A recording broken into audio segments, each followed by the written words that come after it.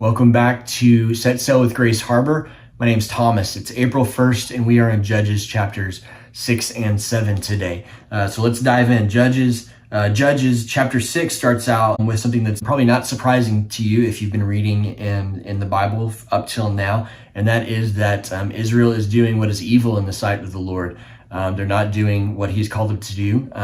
Yet we still see God being faithful. The people of God cry out to God because they've been handed over by God to the people of Midian. The Midianites are people that have driven them out of their own land and caused the Israelites to move into caves to live in the mountains. And the Midianites have taken over all their crops and just treating them with great oppression. And so people of God are thrown out of their own land, and they call out to God and say, God, please help us, please save us.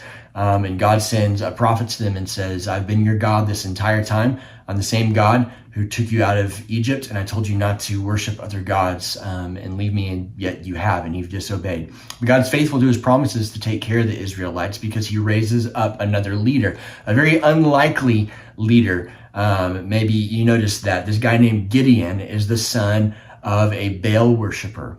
They even have idols and different altars set up there on their own land. But God calls out Gideon, a man who, much like Moses, is very much doubting his skills and ability to lead. And so he tests God to see if this is really a call from God. And God does come through in answering his request to assure him that you are the man that I've called out. And so Gideon raises up an army. He calls out, and 32,000 people, 32,000 men show up to help fight the Midianites. And they think this is going to be good.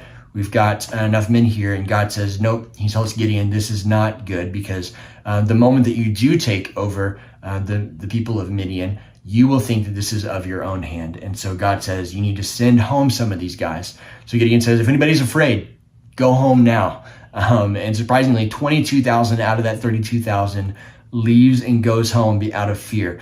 So there's left 10,000 men here. And God says, nope, still too many. You're going to think that you have won and not by my power. And so God gives Gideon a sign. He says, take these men down and have them drink from the spring. And the ones who drink one certain way, you keep. The ones who drink another way, you send home. And after this test, they're left with only 300 men, which is pretty crazy that God has broken this down from 32,000 down to 300 men that would take over the people of Midian. But that's the power of God. He wanted them to see that this was not by their hand that they would win, but by his alone. And so with this small number, Gideon comes up with this plan to have a surprise attack on the people of on the army of Midian, so that they're surprised. And in the middle of all the confusion of trumpets blowing and these pots being broken and lights being thrown on amongst all of them, the people of Midian, the army of Midian, turn around and they actually start killing each other because of their confusion. They're thrown into confusion. They're run off. Gideon calls for more people out of Israel to come and help. And they show up and they start driving them out. What I love about this story right here in Judges is that God does use some of the most unlikely people to accomplish his work, but also that he's faithful to his promises.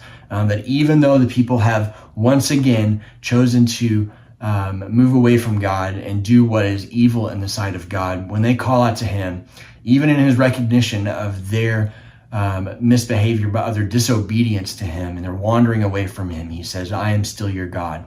And he sends a deliverer, and he sends a way out, because God is faithful. That's such a comforting thing to know, and hopefully an encouraging thing for us to know as well. Comforting because God does not leave us, even when we forsake him, even when we doubt him, even when we walk away from him. And encouraging as well, because it encourages me to want to follow God, because he is faithful even when I'm not.